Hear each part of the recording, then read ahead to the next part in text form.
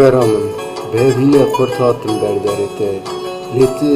Lê tu dilbera min, evîna te çiqas xurt te ji bûna min. Bêje ji min re dilbera min.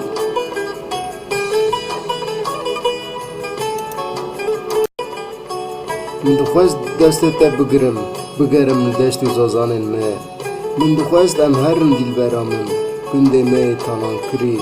Tasek av bixwarina ji kaniya nemirî. Min dixwest dilbera min, wek teyrek bifriyama li ser zozana.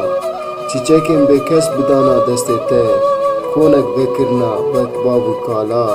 Bu afirandina jiyana koçeriyê, bê caş û xayîna dilbera min.